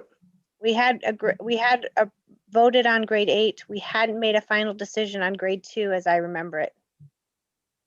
So if I'm looking at this right, I think if we just pulled up a calendar, we could almost put it together with the 2 weeks in between and still line up successfully, right? I think so. I What can't. do you mean, Stephanie? I mean, if we do the 2 weeks apart per the nurse's guidance, and 7 and 8 were supposed to be together anyways.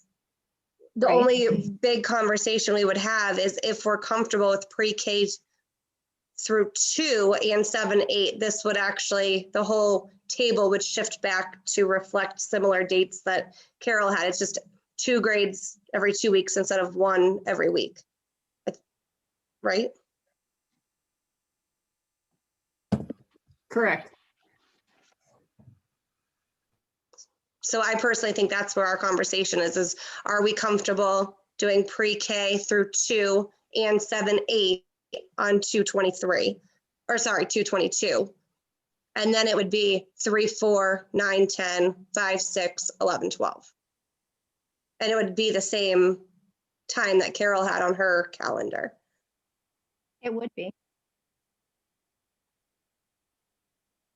But so we would have to have Cheryl talk to everybody about that as how I understand it works, right? Right, right. Did I say Cheryl, Carol? I meant Cheryl, if I didn't say it right.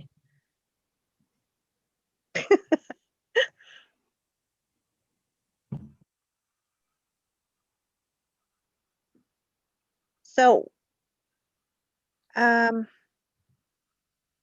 what is the pre-K? So the part that's X'd out or lined out there, too many children to bring back at one time, especially after vacation, that's pre-K to 2.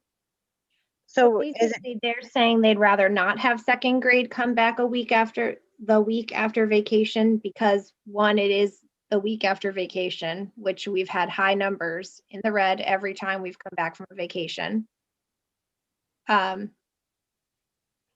And it's a higher number of kids. so we won't even have vacation numbers until we've already been back to school for a week. Potential COVID numbers. Because we don't even have the numbers whether or not we can come back the week after vacation until we're yellow. I mean, well, February vacation is still a couple weeks away. We should be able to be, hopefully. Right. There are 3 weeks before the 22nd. So I'm confident we were trending down. Yes, we are trending down. So we should be able to return on the 22nd. It's just a matter of if second grade ends up coming in on its own, then it pushes it down so 5th and 6th don't come in until April. So it's how you want to do that. I mean, because if you do 3 and 4, I mean, 2, 3, and 4, I mean, I'm not sure. They have something here where it says grade 2 and grade 8, but I believe you've already voted on grade 8. So is it okay then, Cheryl? I think this is a PDF. I don't think I can modify this. So we want to just, you're okay with the grade 8 portion of this? Yeah, I had that in my notes, but I didn't mention it. But yeah, I realized that you had already voted on that previously with grade 8. So what are you asking me, Jen? I just want to make sure that the adjustments that we're making with the grade 8 are agreeable, as that using this format. Right. Well, you had already voted on that. So yes. Okay. Yep. So it's great. So one of the things that's bobbing around in my mind is, because I keep going back and forth looking at all the numbers. So grade 2, I'm trying to not look at the collective numbers, but that cohort, how they're around, like how many kids we're pulling in to wait 2 weeks for. So, because if we end up pulling grade 2 in by themselves. I don't even like it as I say it. I'm trying to think. It's 24 and 25. Right. But so basically, like, we're talking about returning grade 3 and 4 together, which is doing, there's so many in front of me, sorry, 21, 13, 24, and 20. So you'd be How many kids that would be versus grade 5 and 6 coming together, right. 60, 70, 80. Do you know what I mean? Like, would we be comfortable of giving grade 2 just 1 week since it's only, 40 something kids versus 41 kids versus doing the full 2 weeks for 90 kids? I'm just rounding on numbers. So Audrey, what you're trying to say is that on the 22nd, we bring back pre-K, the rest of the high needs students in grade 1, and the rest of the high needs students, grade 7 and grade 8. And then that middle week. So we only do the 1 week. And so the 22nd, it then goes to the first It would go to the first. First of But March, again, we bring in 2nd grade. And then on the 8th is 3rd and 4th, is I think what you're trying to say. No? Because otherwise, if you bring 2nd grade in on its own and they come in on the 8th, then it pushes 5th and 6th. So actually I'm on the 22nd being K1, 7 and 8. Mm-hmm.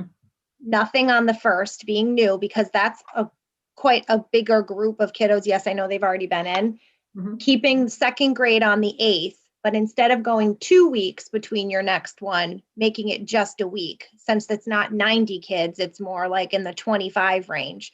Trying to keep in mind what the nursing staff feels like they can handle. I'm not necessarily proposing this. I'd like to hear what Nancy thinks. I'm not about just throwing out, I don't know. I'm just, because I'm like, they are similarly sized cohorts. They never used to be, but now, I mean, grade 3 is bigger between their 2 cohorts now.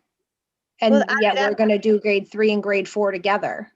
That made me think of an interesting question, honestly. And do we have what the optimal number of kids to be able to come in at a time is? Like, is it 25? Is it 32? Well, I think that's what they said, that the doctor said it's whatever the nursing staff feels like they can handle. Right. So that's how they already addressed it. And they also felt comfortable with 2 weeks. But then because that's a smaller cohort now coming in, instead of it being 2 weeks, Nancy, thoughts? I see you unmuted. I'm going to be quiet now. I mean, since they're a typical size now versus the other ones, I mean, we've already had pre-K first in the building. I think they should be able to come in with second grade coming in with them. And if that's not possible, the following week, have them come in, and then 3rd and 4th go in the following week. I mean, because pre-K, K and 1 have already been in the building. They know what's, the routine, the expectations, and it's only an extra 25 kids. I understand that's a kind of a big jump after the break, but they're going to be pushed into April at this point of coming into the building. And obviously, we would be reminding parents, if their students are sick or if they have traveled, they need to follow the protocols related to symptoms of COVID and the travel order. So, we've got to get them in. I do understand the concern, but at the same point, pre-K, K and 1 have already been in.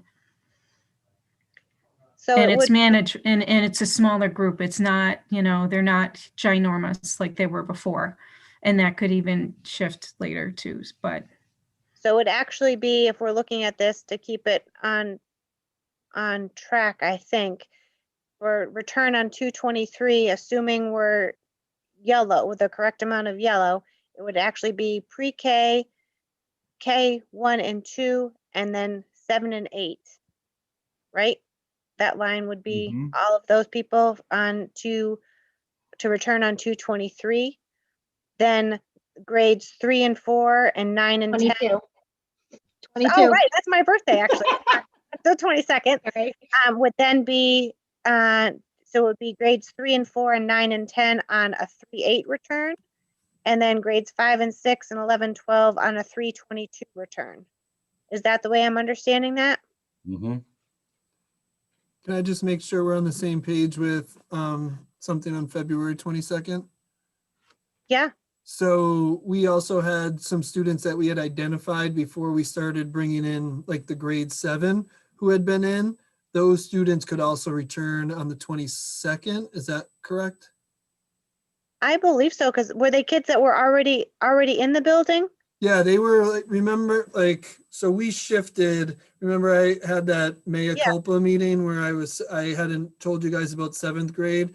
Because we shifted there from identifying individual students who were struggling. So those students had been in with our high needs students for a couple of weeks, even before grade 7. So they'd be in that February 22nd group. Yeah, I thought we had said that the kids that had been in the building, that like that group just sort of, in my mind, got swallowed up with that's not a good choice of words, but grouped together with the high needs, special needs population, because Perfect. that has been how they had identified. And Okay. I would assume that the other kids and I'm not sure if this is entirely true, but I thought it was true that there might be other grades in with pre-K 1 and 2 for high needs populations in East Meadow as well. So is that That's correct. Okay. There's a Perfect. few, Just, yeah, just wanted to make sure for my own communication portion. Thank you. But this assumes that we hit yellow and we're there for 2 weeks. Jen, we have 3 weeks to hit yellow. So we're good. Well, we need to. We were almost yellow this week. I mean, we dropped 8 cases the day after we Yeah. registered. Yeah. We dropped 8 cases. That was the bummer. We Right. dropped 8 cases off the 2-week floating total. Right. But what I mean, a lot of the concern from parents is that there are other communities that are going in when we're red. We have our high needs kids who cannot learn remotely in right now when we're red. And the reason for that is because learning is really challenging for them remotely. We need as Nancy said, we need the buy-in from everyone, in order for us not to have spread in the school, we have to have low numbers in the community as well. And so, we'll hit in these 3 weeks, we're going to hit yellow because the numbers are trending down across Massachusetts. And we can look to starting this on the 22nd. And, I think at that point, we'll be in a good place. It looks like we're going to be able to get everybody in, quickly. We have the breaks in between, but we're bringing in 2 grades at a time. So, I feel, that we're focused on making sure that we get the kids in safely. So I'm just Did going we need to finish? Go ahead. I didn't know if we finished addressing the high school. I think so. So that's what I was going to say. I'm just going to read this one more time with the changes as I see them or as I'm understanding them and make sure that we're correct. So on 222, it's the special population that's already in there and grades pre-K, K1 and 2, and then 7 and 8 along with special needs populations at the high school. Is that correct? Mm-hmm. I'm writing at the same time. I can't talk and write at the same time. All right. So then on 3-8, it will be grades 3 and 4. And then in the high school, 9 and 10. Then on 322, grades 5 and 6. And 11 and 12.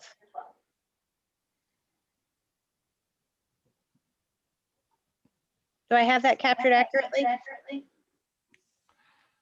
That's what I wrote down as well. Okay. Do we need to vote on this? I think we might need to vote on this. Yes. And just to confirm, we are still staying with the second bullet point here, which is the yellow. We have to be in the yellow, and then the week after that, and it's spelled out here, right? It says, being in the yellow, and then the week after that would have been 2/15, but that's vacation. So that's why we would start the 22nd. We're going to continue with that color coding, correct? That gives us 3 weeks to be. I just wanted to make sure that was still the same color that we were going along with these dates. That was all. So this is assuming that we continue the downward trend and we stay yellow.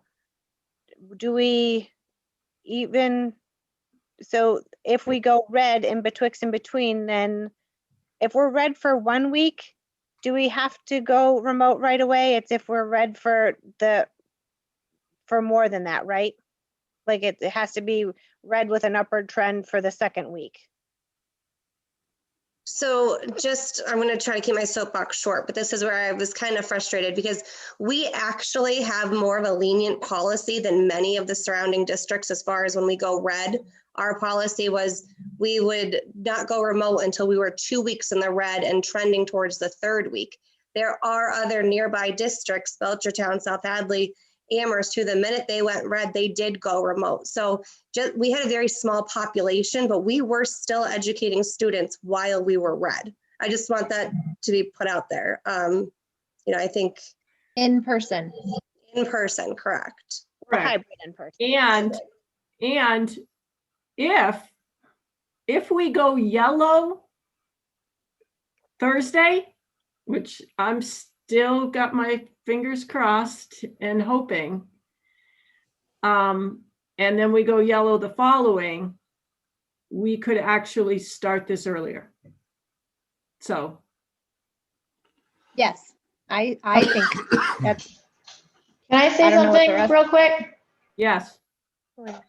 So I think the only piece that I'm struggling with is this is all great, and I'm so excited that we're finally making the decision on when students can come back, but I'm struggling with when we are not yellow and we're gray and it's mid-March and we haven't brought kids back yet. So what are the parents going to think at that point?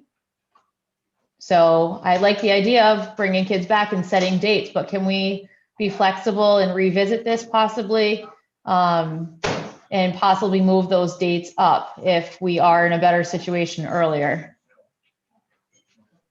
Because it's 322, it's far away. And if we're gray, right, for an extended amount of time, 3-4 weeks or what have you, I mean, are we really going to be waiting to be bringing kids back if there's no cases?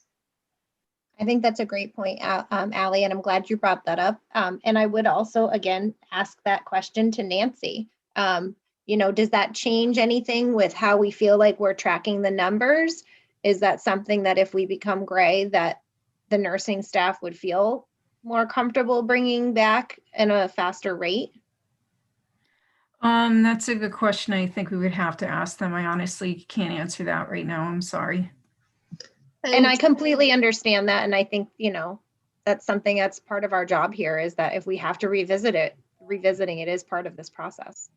I also think it's important. We do meet as a health and safety every single week to talk about these numbers. So if we went gray, which would be phenomenal, but if we did, I would assume Carol would then go back, we would have these conversations. We are monitoring these dates, the data on a weekly basis. It's not just being forgotten about.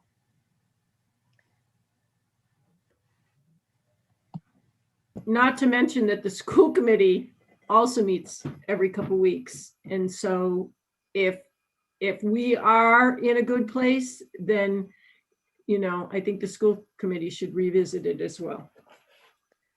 And Cheryl, do you think that the teachers would be amenable to addressing that, or GEA would be amenable to addressing that if we went gray? I'm sure they would be. People would be thrilled if we went into the gray for any period of time. Absolutely. Okay. And, Yeah, and it would depend on all the other committees as well, you know? Right. In the reopening and all that, okay? Also, too, hopefully some of us are vaccinated, the teachers are vaccinated soon. That would be also an added bonus. Do we still need my screen shared or should I stop sharing? Being that we need to vote on this, shall I? Go? Oh, yeah, that's right. Yeah. Do I have a motion for this? Audrey? Yeah? Apparently Stephanie and I are ready to motion and second. Well, someone's got to do it officially, so. I guess since I'm unmuted.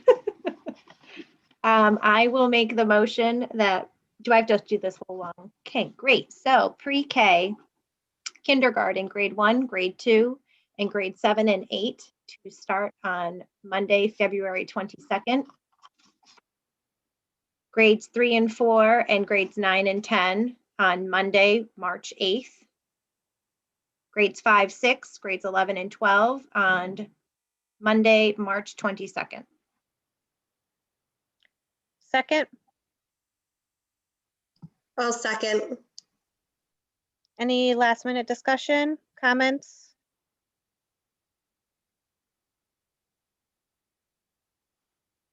Did you want to clarify that this is again the And to be revisited, do we need to say any of that? If needed, necessary, depending on the colors. I guess I should even say, so this is pending being yellow at the start what I of. was yeah. And also includes the special populations. Would Oh, that's also return correct. on 22nd. And they're already in though, so do they really need to be a part of the motion? That's why I didn't think. Only high needs though, so not all of that population, I believe, is in. Right, Look, got I it. think they're right, they're not. Do I need to redo the whole thing, Jen? I don't think so. I think we've Okay. captured it. Well, I'll just say that we're going to vote on the motion as amended. Is that right? Yeah, look at me go. All those in favor? Aye. Aye. Any opposed? Abstain? Passes unanimously. All right, I think that is it on our agenda, but I'm just going to verify. I mean, it is only 8:05, so I don't know if, Well, I know, that's why I'm like, we shouldn't go, right? Because we still got time. But I think that's all we had on the agenda for that. Is there anything that we want to bring up for our meeting on next Tuesday, the 2nd? Well, our regular meeting, because we'll all be meeting on the 1st with whoever might be interested for the vacant seat. So when we meet on the 2nd, we'll have to decide upon a new vice chair, correct? Yeah, so Jacqueline, if you can add a committee reorganization or committee new vice chair, however you want to word it, I think is fine. well, and would we have to rearrange potentially subcommittees as well? I think we can discuss that. So maybe just committee reorganization. I think I'm only on the finance committee effectively right now, so. Yes, that would be the only one that would have to be replaced. Emery, any last words? No, good luck with everything. I'll miss you all, and but I'll be watching. Excellent. And we'll probably be calling. No, just kidding. I definitely will. Please feel free to do so. And with that, can I have a motion to adjourn? I'll make the motion to adjourn. I'll second. All those in favor? Aye. Aye. Aye. Aye.